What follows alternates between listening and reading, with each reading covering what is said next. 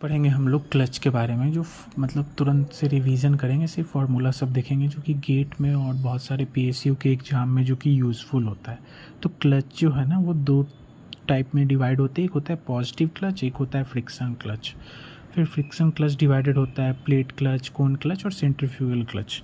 और plate clutch भी divide होता है दो तरीके से, सिंगल प्लेट क्लच और multi plate clutch, depend upon the what number of plate are combined to each other.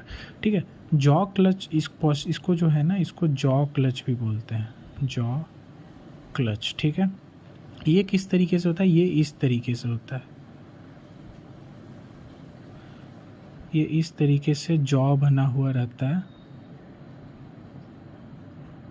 और ये दोनों जो है ना एक दूसरे में फंस के, ये हुक जैसा, ये एक्सट्रेडेड पोर्शन, ये गड्ढा, और ये दोनों जाके एक साथ कंबाइन कर लेता है और वो जो है ना टॉर्क ट्रांसमिशन में रिक्वायर्ड होता है। फ्रिक्शन क्लच जो होता है ना वो दो ऐसा सर्कुलर प्लेट जो है ना वो एक दूसरे से कंबाइन करते हैं और फ्रिक्शन जो है वो फ्रिक्शन की मदद से वो टॉर्क को ट्रांसमिट करते हैं। तो इस वाले में जो है ना वो सडन इंगेजमेंट और डिसंगेजमेंट होता है और इसमें ग्रेजुअल इंगेजमेंट और डिसंगेजमेंट होता है, इसीलिए ज़्यादातर यूज इस फ्रिक्शन क्लच का करते हैं। ठीक है, तो इसमें हमको बारी बारी से पढ़ना है प्लेट क्लच, कोन क्लच और सेंट्रीफ्यूगल क्लच। तो सबसे पहले पढ़ते हैं हम लोग प्लेट क्लच के बारे में, जो कि उतना डिटेल में नहीं जाएंगे, सिर्फ इसका फॉर्मूला देखेंगे।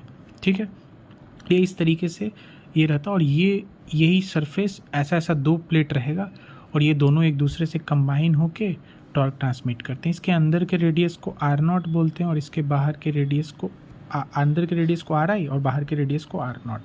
ठीक है, तो इसमें जो है ना दो फार्मूला लगता है, एक होता है लोड निकालने के लिए जिसका होता है फार्मूला RI से R0 तक इंटीग्रेट करते हैं P इंटू 2πr/dr, क्योंकि एक अगर सर्कल लेंगे कहाँ से, इसके R डिस्टेंस पे एक ऐसे सर्कल लेंगे dr थिकनेस का, तो उसका एरिया कितना हो जाएगा 2πr/dr, और प्रेशर जो लगा रहे हैं हम लोग, जो जब इंगेज होगा तो कुछ प्रेशर लगेगा, वो प्रेशर इंटू 2πr/dr, ये टोटल लोड, और कहाँ से RI से R0।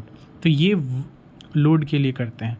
और टॉर्क के लिए क्या करते हैं, टॉर्क के लिए करते हैं RI से R0, इसमें म्यू जुट जाता है P और 2πr²dr, इसको इंटीग्रेट करते हैं हम लोग टॉर्क के लिए। ठीक है, तो ये दो चीज़ आपको याद रखना है। अब क्या है ना कि यहाँ पे दो थ्योरी लगता है, एक होता है यूनिफॉर्म वियर थ्योरी, ठीक है, जिसमें P इंटू R जो है ना वो कांस्टेंट होता है, और एक होता है यूनिफॉर्म प्रेशर थ्योरी जिसमें P जो होता है वो कांस्टेंट होता है। ठीक है, तो इन दोनों थ्योरी का यूज़ कर करके एक बार लोड और टॉर्क निकालते हैं। पहले यूज़ करते हैं यूनिफॉर्म प्रेशर थ्योरी जिसमें क्या होता है, P जो होता है वो कांस्टेंट होता है। तो इसमें अगर जो लोड हम लोग निकालेंगे और इंटीग्रेट करेंगे तब जो लोड आएगा वो P into pi into R0 का स्क्वायर माइनस RI का स्क्वायर। ठीक है, outer diameter minus inner diameter. Torque का अगर फॉर्मूला देखें तो होता है म्यू, ठीक है, म्यू W, जो ये W यहाँ से आया है वो, ठीक है, माफ़ कीजिएगा, इंटू 2/3, ठीक है, R0 का क्यूब माइनस R0 का RI का क्यूब, R0 का स्क्वायर माइनस RI का स्क्वायर। ये होता है टॉर्क का फार्मूला। कैसे, यूनिफॉर्म प्रेशर थ्योरी से। अगर हम लोग यूनिफॉर्म वियर थ्योरी का यूज़ करें तो लोड का जो हो जाएगा ना फार्मूला वो हो जाएगा 2πc R0 माइनस RI, और अगर टॉर्क का फार्मूला देखें तो म्यू इंटू W इंटू यहाँ पे R0 प्लस RI/2। ठीक है, ये होता है फॉर्मूला यूनिफॉर्म वियर थ्योरी से। तो प्लेट क्लच में आपको बस इतना ही देखना है, ठीक है, कि यूनिफॉर्म प्रेशर थ्योरी रहेगा तो लोड और ये कैसे करेंगे यूनिफॉर्म वियर थ्योरी, और ये आपको याद रखना है, कुछ ज़्यादा है नहीं इसमें। ठीक है, अब देखते हैं हम लोग कोन क्लच में। तो कोन क्लच जो होता है ना वो कुछ इस तरीके से होता है कि ये इसका जो ये दोनों जिसमें वो कंबाइन करता है वो कोन के शेप में रहता है, कुछ इस तरीके से। ठीक है, ये सरफेस है, यही इसी में जाके ये दोनों जो है ना बार वो इंगेज होगा। ठीक है, और ये जो होता है ना ये इसको बोलते हैं कोन एंगल, अल्फ़ा को। ठीक है, तो ये जो अल्फ़ा है ना वो कोन एंगल है। ठीक है, अब देखिए इसमें जो प्रेशर का फॉर्मूला, इसमें जो लोड का फॉर्मूला होता है वो सेम होता है। कैसे, पी इंटू 2πr dr, कहाँ से कहाँ तक, आर आई से आर नॉट। लेकिन जो टॉर्क निकालते हैं ना, उसमें जो टॉर्क का वहाँ फॉर्मूला है mu into P into 2πr square D R, वो तो रहता ही है, साथ में साथ एक साइन अल्फ़ा, ये जो कोण एंगल है वो जुड़ जाता है आर आई से आर नॉट। इसी को आप फिर इंटीग्रेट कर सकते हैं यूनिफॉर्म प्रेशर थ्योरी के लिए और यूनिफॉर्म वियर थ्योरी के लिए। ठीक है, बस सेम चीज़ है, जो फॉर्मूला यहाँ पे लगाए हैं ना वर्कलोड और टॉर्क के लिए, वही चीज़ यहाँ भी है, बस खाली इसमें टॉर्क में एक अलग से साइन अल्फ़ा डिवाइड में आ जाता है। और बाकी फिर यूनिफॉर्म प्रेशर थ्योरी के लिए कीजिएगा तो pressure constant, uniform wear theory के लिए करेगा तो P R is equal to constant, तो ये चीज़ आता है। ठीक है, तो इससे आप डिराइव कर सकते हैं, जो कि लगभग अगर यूनिफॉर्म प्रेशर थ्योरी का यूज़ करें तो वर्क का तो एकदम सेम टू सेम आएगा। कैसे, P into pi into R naught का स्क्वायर और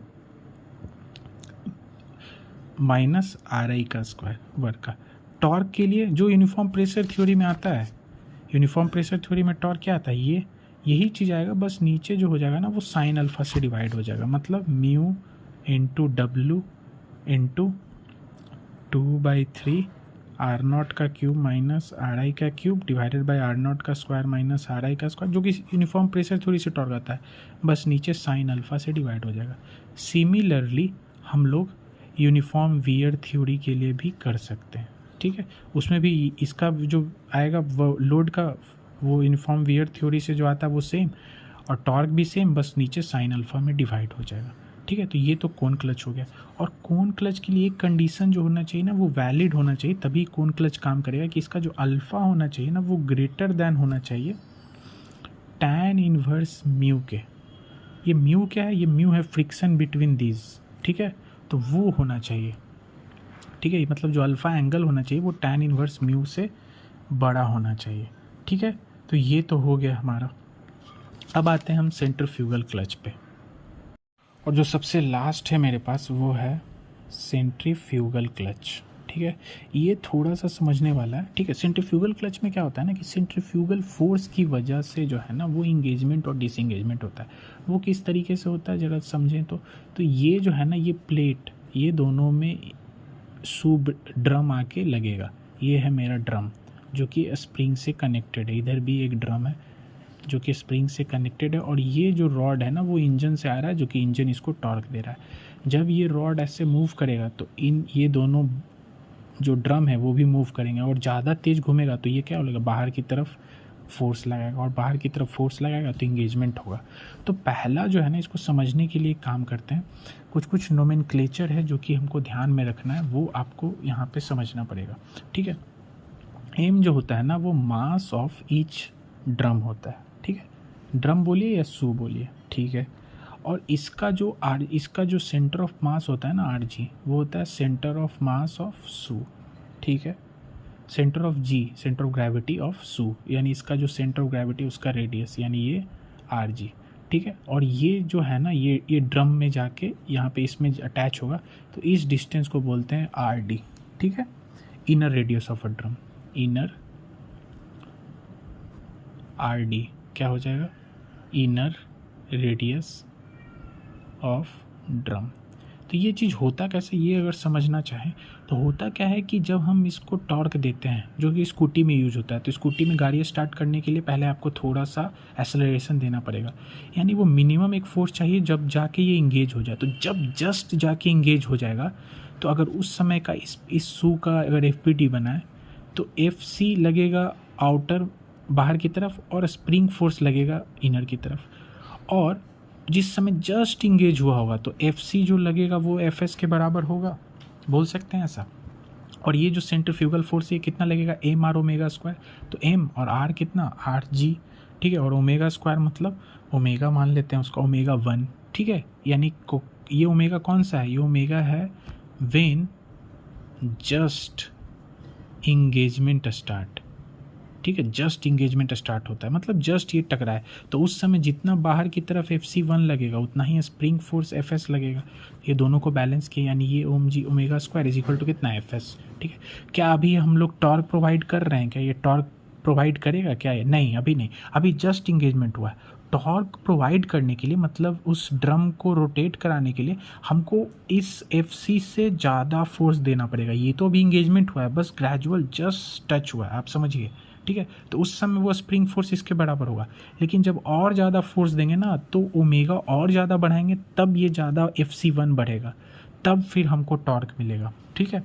तो जब ओमेगा जो हो जाए वो ओमेगा 1 से बड़ा हो जाए, ओमेगा 1 क्या है कि जब इंगेजमेंट स्टार्ट हो रहा है, तो जब ओमेगा 1 से बड़ा हो जाए तब नेट फोर्स लगेगा। नेट फोर्स कितना लगेगा? FC1 माइनस FS, ठीक है। और स्प्रिंग फोर्स तो कांस्टेंट है, क्यों? क्योंकि इलोंगेशन तो सेम ही होगा ना। जब ये शू इस ड्रम में जाके टकरा जाएगा तो इलोंगेशन ऑफ स्प्रिंग तो कांस्टेंट रहेगा, उसके बाद इस ओमेगा की वजह से ये FC1 बढ़ेगा, समझ रहे हैं।